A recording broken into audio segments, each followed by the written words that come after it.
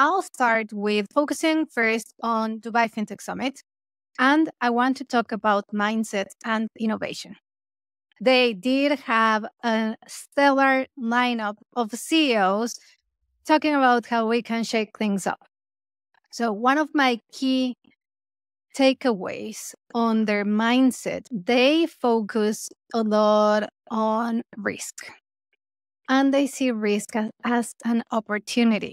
See, they show up consistently such that they can be ahead of the curve. It's just this sense of pure entrepreneurship. Yeah, like ambition, risk taking that I absolutely love it.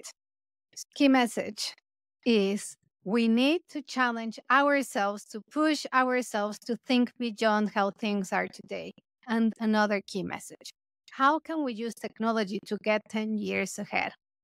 And what I loved the most was that, hello, everyone. Welcome back to Purpose Driven FinTech Podcast. This is season number 2. We had a small break a few weeks and we are ready to go with more exciting guests and FinTechs. So the purpose of this podcast is to explore how can we differentiate, have commercial success, and have 10 times more impact. And why is that important? Because what we want is to have impact in customers' financial lives. So what we'll do is we'll go deeper on how we can build products with impact. And then to start the season, we have an amazing lineup. First, we have Ollie Cook. He is the CEO and co-founder at Echo in the UK, one of my favorite fintechs at the moment. We'll talk all things sustainability. Then we have Tiffany Tong, all the way from Nepal. She is the CEO and co-founder at Alloy. And actually, we met during COVID times, or roughly, when she was just getting started. I was mentoring her. And basically, by now, they've iterated, they have an amazing proposition. We then go to the other side of the world, we go to the US, and we speak with Gavin Nachbar. He is the co-founder at Column Tax. And basically, as you can guess, we talk all things tax and how he is simplifying how Americans are doing their taxes. Of course, we then are covering all regions across the world and all type of businesses. We then speak with Robert Kral, all the way in the Netherlands, and we talk about acquiring. This is the first episode we do specifically about acquiring, so it's a very fun episode. We talk a ton about leadership. He's got a fantastic business. And then, well, of course, one of my favorite fintechs, but I am super biased. Then we have Subin Radhakrishnan from Big Pay all the way in Malaysia. So it's a very exciting lineup. We'll explore with them. What are they doing? Why are they different? How can we have more impact? And this is just the beginning. I cannot tell you the whole list because it would take us the full episode. But then basically we go from covering lending, payment, sustainability, tax, neobanks, and how they are having impact. So before we get into it, one of the reasons why we had a short break in between season 1 and season 2 is because I've been attending conferences. I've been to Money20 Bangkok, and then I went to Dubai FinTech Summit, of course, in Dubai. So I want to cover what are the key insights that I got and what are the things that we need to be aware of. I'll start with focusing first on Dubai FinTech Summit. And I want to talk about mindset and innovation. If you haven't heard, Dubai is becoming a very powerful city when it comes to fintech and business as such. So their ambition is to be within the world top 3 cities in the world for business. And basically, what they did with Dubai FinTech Summit is they did the largest gathering of regulators and CEOs in the region. And basically, they portray themselves as the land of opportunity where you can have like boundless ambition. And to be honest, They did have a stellar lineup of CEOs talking about how we can shake things up. So, one of my key takeaways on their mindset, because they also brought the Ministry of Finance, Ministry of Tourism. There were like important people right in the ecosystem. So one of the things that caught my attention was they focus a lot on risk and they see risk as an opportunity. So in one of the talks, they were talking about, yes, there's political risk in the region, but there's always been risk in the region. However, what they see with every risk is an opportunity. What they do is they look at the challenge, they understand it, they give it a solution, and basically they show up consistently such that they can be ahead of the curve. And while you can say, Monica, but that's what we're all doing. We're doing this in Europe, we're doing this in Asia, we're doing it everywhere. I could argue they are a little bit ahead of the curve. Like they say, it's just this sense of pure entrepreneurship. Yeah, like ambition, risk taking that I absolutely love it. So, the other point that caught my attention as they talked about the ecosystem as such is leadership. So, they attribute phenomenal leadership to the success of the ecosystem and the city or even the country as such. They refer to phenomenal leadership to one that listens to the market, right? And one that can focus consistently on what can be done to raise the bar. So they are in the process of digitizing, of course, the whole economy. And as much as they depended in the past in the oil industry, now that's changing, right? So they need to focus on the other alternatives, which that brings fintech to the play. Key message is we need to challenge ourselves, to push ourselves to think beyond how things are today. I'll repeat it again. We need to challenge ourselves, to push ourselves to think beyond how things are today. And that is so true because the how things are moving 6 years from now, it's going to be a total different world. Like even the skills that we will need, the type of jobs that we'll be doing, quite likely being a product leader in 6 years' time is going to be different than now. I don't know, like even the types of fintechs that we will have, we would normalize having blockchain, AI, and maybe virtual reality all together in one different type of fintech. Maybe regulation has changed, and by then we have a more regional or even global regulatory body that is that is likely not going to happen. But there's the opportunity is there. But anyways, coming back to Dubai and the mindset. Another surprising element was in the government, they mentioned every government office needs to have an AI officer. And then basically they say, and not just like an AI officer just because you're my friend. It needs to be an AI officer who is actually a specialist in the field. Why? Because basically we need to start thinking of how things will be run differently tomorrow. And that is another key message. How can we use technology to get 10 years ahead? And actually, that is a question that I want to start asking more in the pod.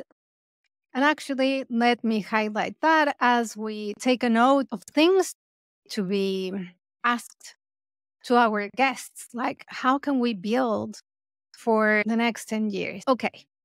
So then, one of the recurrent topics during the summit was SMEs. And what are the challenges that SMEs have? I will not go into the detail of each of the talks as such. I took a ton of videos, so hopefully I can post one video a week and edit it such that it makes sense to us, just as a very small snippet. But when it comes to SMEs, that it's a very fundamental part of the economy in every market, actually.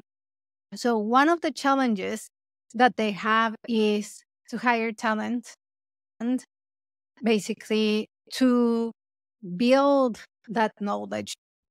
to educate know the SMEs across all the different areas so that then they can be successful businesses, not just on the financial services side. But more importantly, one of the key things that keeps coming back and back is how are we going to build trust? If we think about it, for example, in SMEs, you open an account and the first thing that you need to do is you need to share your bank statements, your passport copies, all the documents from the company as such. And then how do we show that I'm worthy of trust? So it depends. It depends if you are at the beginning of your fintech journey or if you are a more established company.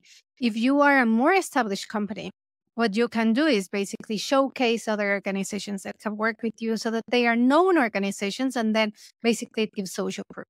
But if you're not, then you need to manage the human interaction such that we show a process map where you show, hey, this is how your information is going to be used, and help customers visualize why you're asking all this info and basically how it affects the process of interacting with your company. So that is a very short, very brief summary of the key takeaways from Dubai, which, like I said, it is not about the what was said on stage. That will come in the coming weeks, but it was more about the mindset. And what I loved the most was that many of the panels, they were focused on innovation. It was very practical CEOs and founders saying, hey, this is how we do product. Hey, how do we think about innovation? I loved it. I was sitting in the first row taking tons of videos and notes. So if we step back, I also went to Money 2020 in Bangkok. And this was a total different experience because while in Dubai, I was sitting in the first row listening to people talk. In Money 2020, I was part of 3 panels and a podcast. So the vibe is totally different. So first, my experience in Money 2020 was absolutely fab. Why? Because you have the mix of speaking, meeting new people, listening to talks, and of course, the socials. They have like really good parties. That's the right word. But I'll start by giving a brief reflection on speaking. I think speaking is a great opportunity for growth. As much as I love being on stage, every time I'm on stage, I get nervous. And then basically, the key theme here is you need to put yourself out there. You need to advocate for yourself and do a submission. And basically, you don't need to be on stage on your own. You can do a collab. That's how I ended up on stage as well in one of the panels. You do a collab, you submit together. And as you prep for your topic, you will notice the growth. You're like, oh my God, I'm going to be on stage talking in front of the experts about this topic. I might as well not sound silly. So you need to be very well prepared. Think about your audience. What would be relevant to them? What insights do you want to take them home? Or how can you do both, educate and entertain? And unless you're a super experienced speaker, there's an element of nervousness and excitement before you go on stage. But it is feeling that real, that looking back, you're like, oh my God, yes, I did it. So I could encourage you to submit your application and just give it a try to speak, whether it's Money 2020, Dubai FinTech Summit, or any of the amazing conferences that we have coming soon. So I was in 3 panels. The first one was in Rise Up, that is the leadership program for women in fintech. And we talked about learning to love risk. Yes, we talked about risk taking in our careers, risk taking in our lives, and how different ethnicities, cultures look at risk and how we have to challenge the preconceptions as such. I also moderated a panel on cross-border open banking, enhancing integration across Asia. This was a really good session. So basically, if you follow the Asian market, you know that we have come very far when it comes to QR payments, even QR cross-border payments. However, in my opinion, we are a little bit behind when it comes to open banking. So basically, the panel was all about exploring what do we need to do to get ahead of the curve, given that we're a little bit behind. The three key points that we discussed was industry collaboration around open API data formats and consent models are key to accelerate adoption. So it's all about the standardization so that then we can make it feasible for everyone to do it well, to do it right, to do it fast.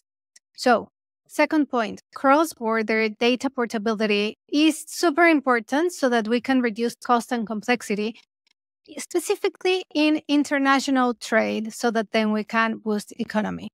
And number three, the legal frameworks are challenging without shared legal structures like in Europe. So basically, we need to start with technical and operationalization harmonization first. This is a very deep topic, but then these were the key points. Then I went on stage with Nassim from JP Morgan, and we talked about the creator economy. So we talked about how creators, content platforms, and financial institutions are changing the rules of the game. This was a session powered by JP Morgan. And basically here, the key points were we need to understand the complexity of the ecosystem when it comes to the creator economy. We have the creators, the platforms that they use, the audience, the payment providers, and we need to recognize the financial hurdles faced by creators because these are going to be vital for empowering them to be financially strong and to foster their growth. We then deep dived into different monetization avenues for creators, exploring different channels, alternative strategies, and how they can use these and how the payment experience is so important in a creator's journey. And number three, we are thinking about the future. When we talk about the trends of creator economy, there's two things that come to mind. The first one was B2B collaborations, like we're going to see more and more B2B creators.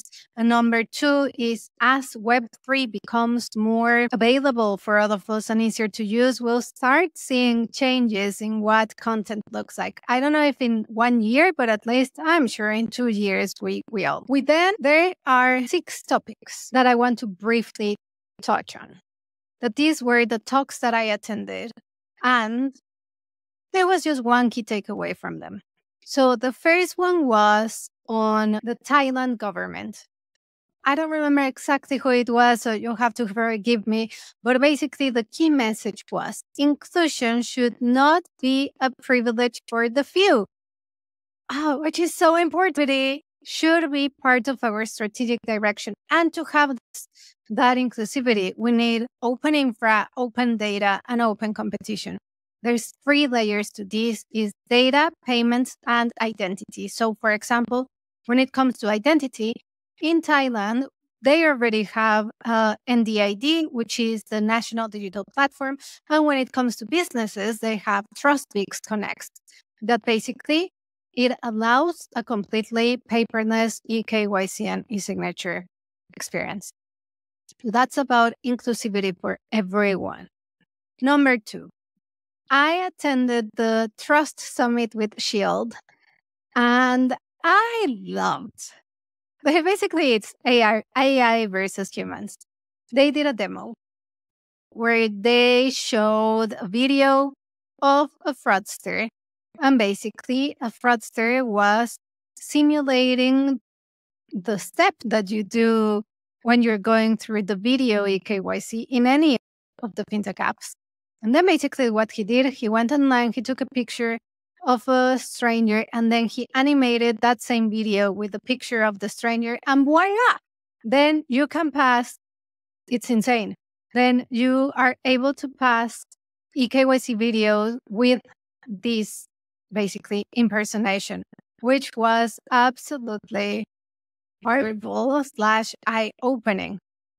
So the key message here is we need to be on top of trends on how to manage and fight fraud better, because with the rise of AI, this This is very important. One of my favorite talks was the one with MicroConnect. So it's all about how we can make smaller business investable. And they bring a term that it's the daily revenue contracts. So basically, the whole argument, usually you have like big capital money that goes to big institutions, but then it's like, hey, how do we put big capital money into smaller businesses? So they are creating an instrument, which is basically a daily revenue contract, where from a daily perspective, as it says, basically it allows businesses to be investable because then on a daily manner, they are paying back this investment.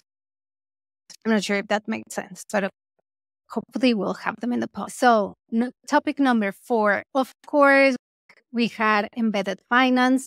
This time I had the pleasure to watch the talk from the CEO and founder of Brancas. And what I love about this talk was all the practical examples. Basically, he described really well, for example, how an e-fishery, right? Like a fishery, they now have an app, and basically now they can offer financial services within the app. However, they don't do all the heavy lifting. All the heavy lifting is being done by a partner. And this has been changing how financial services are distributed as such and the monetization models. So one of the examples that we have is in the Philippines. So in the Philippines, we have GCash, that it's one of the digital wallets, one of the largest ones, and they have very high penetration in the market. So what they can do now within GCash is you can open a CIMB. CIMB is one of the banks here. You can open a CIMB account within 30 seconds. And guess what? By now, CIMBs, according to the talk or according to my notes, 80% of the new retail accounts are being originated via GCash. That's insane. And within GCash, you can open a bank account for 4 apps, for 4 banks. So I love that cross collaboration between FinTechs and banks. Then one of my other favorite talks was one about Gen AI. And here we had an expert from Google. And the key points were leadership is super important when it comes to AI. So we need AI sponsorship and leadership. And we need to bring employees in the journey with us. We need to show them what transformation looks like. And at the same time, we need to be aware of our AI direction and take a risk-based approach. We need to be able to mitigate biases. Therefore, also, data governance is so important. We need to ensure that we think about the data that is going into these models, because one of the other things is Gen AI is not the answer to everything.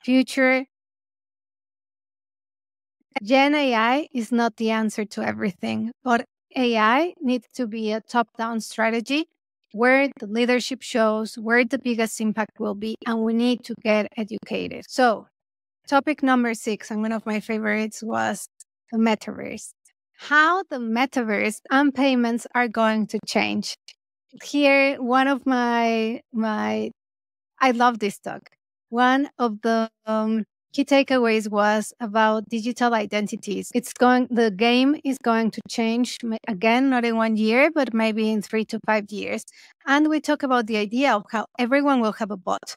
So when we are in the metaverse, it's not even that I will have to make decisions. So I'll go to the metaverse to speak with a dentist, and then I need to ask, hey, are you a dentist? And then basically it's not me that's asking. It's going to be my bot that's asking. And then the bot will know in a very easy to use user experience whether, yep, this is a dentist or not. But anyways, the future is very exciting. There's a ton of work to be done. And that's why one of the reasons why we have purpose-driven fintech, because as exciting as it is, we have a ton of technology out there. Everything is changing very fast. As you saw, there was no coherent storyline in my podcast this time. It was just like all these ideas. But the magic is we need to be able to connect the dots. We need to be able to take all this complexity, absorb it, put it in our brains. And when we're doing our jobs, ensure that those data points are there such that we take them into account such that we help customers have better lives with money. That's it for today, everyone. And see you next week with Aldi. And see you next week. Ciao, ciao.